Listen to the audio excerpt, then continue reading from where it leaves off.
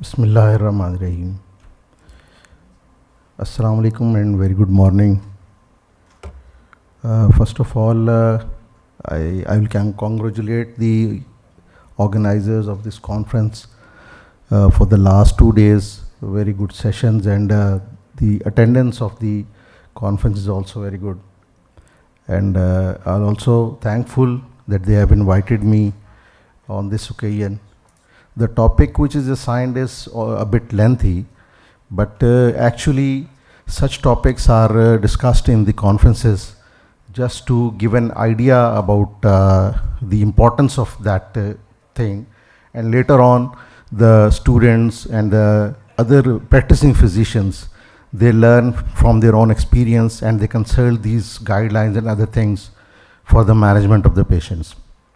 And differentiated CA thyroid is the first of the thing which is being managed in our department if we consider the therapeutic part of the nuclear medicine.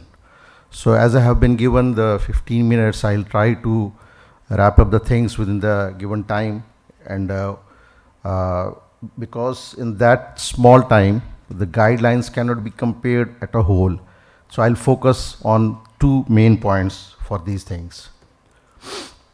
The layout is a very one or two slides regarding the statistics of the differentiated CA thyroid and risk assessment. Then regarding the guidelines, I'll focus on the surgery and the radioactive iodine, and just only one slide for the use of the TKI, as it will be dealt later on by another speaker of this session. So this is a slide regarding the statistics, that the 5-year survival of differentiated CA thyroid is 98.5%, and also the prevalence of the disease among the other cancers relating to the incidence, mortality, and prevalence. Regarding the guidelines, the known the guidelines or the criteria which we are following started from the ATA, and then it goes on. The latest one is the NCCN, which is published in August 2023. So in most of our centers we are following ATA, but as new changes are being taken, then I will compare few of the things of the ATA, and the latest one is the NCCN of August 2023. The things which we will discuss, the post-operative risk stratification, and this involve the different risk groups that have been defined in the ATA guideline. Then surgery and post-surgery evaluation, it depends on the tumor size versus risk, as in the previous one, the low, intermediate, high. Then type of the surgery which is being carried out depends on the initial diagnosis before the surgery, or if it has been diagnosed after the surgery, then the post-surgery evaluation. The radioactive therapy depends on the initial ablation which is required in which cases, and stratification as per risk category and type of the surgery. As per ATA guidelines, there are low risk, intermediate risk, and high risk categories. In low risk category with papillary CA thyroid, there are no local or distant metastasis, and all tumor has been resected. There is no loco-regional invasion, and tumor is not of any type of aggressive histology. And if iodine 131 is given in such patients, there are no avid metastatic foci outside the thyroid bed, and there is no vascular invasion. Whereas in the intermediate risk, there is microscopic invasion into the parathyroidal soft tissue, and metastatic foci are observed in the first post-treatment whole body scan. They may have aggressive histology, and clinically N1 or more than 5 or pathological N1 with all involved lymph nodes.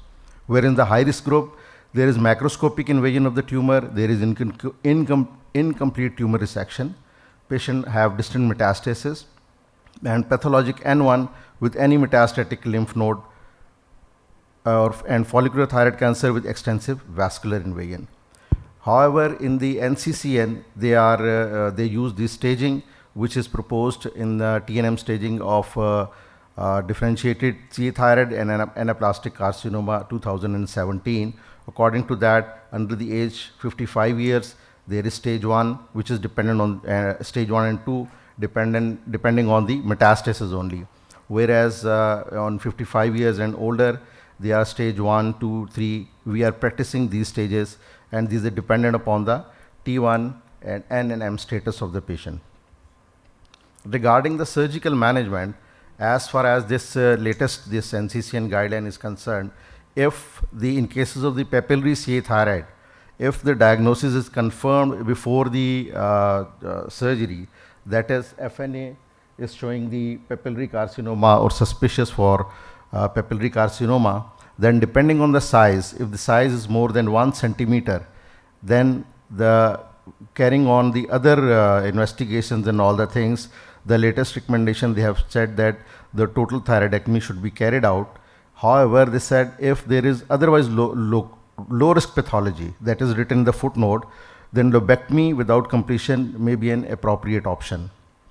Similarly, if it is less than 1 centimeter, then as we know that same as previously we are following, then different parameters for the risk assessment will be carried out, and the lobectomy will be sufficient in such cases.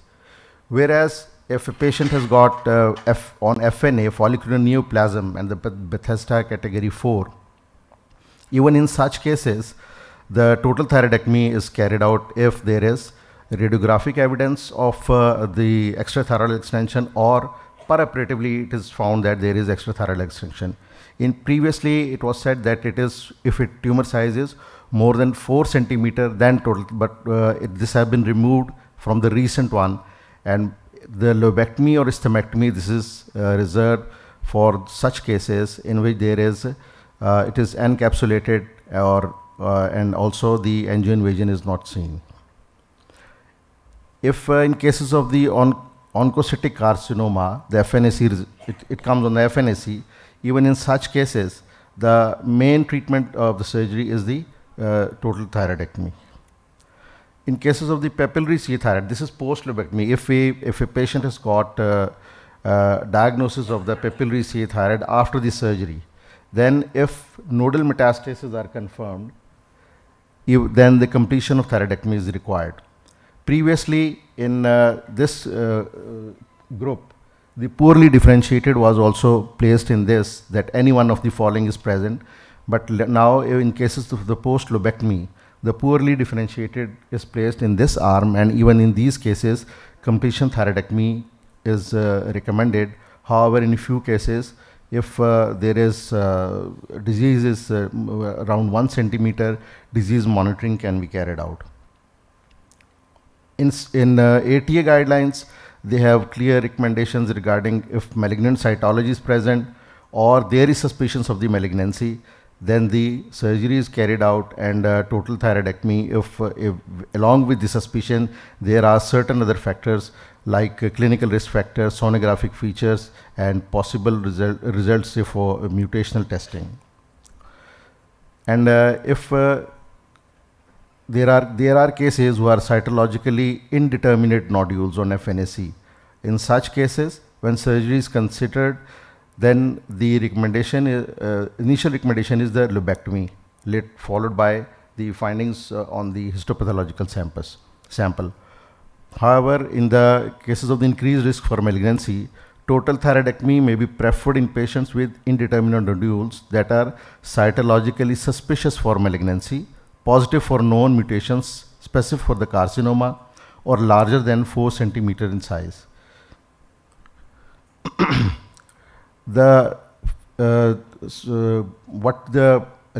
of the recommendations that explain many of the things regarding the surgery in the ATA is that the completion thyroidectomy should be performed to patients for whom a bilateral thyroidectomy would have been recommended had the diagnosis been available before the initial surgery.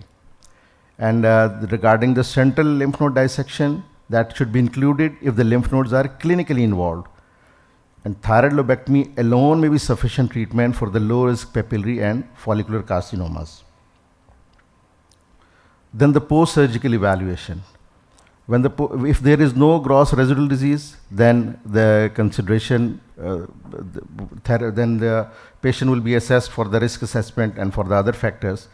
However, a patient has got gross residual disease, then it will be divided into further segments depending on the resectable or non-resectable.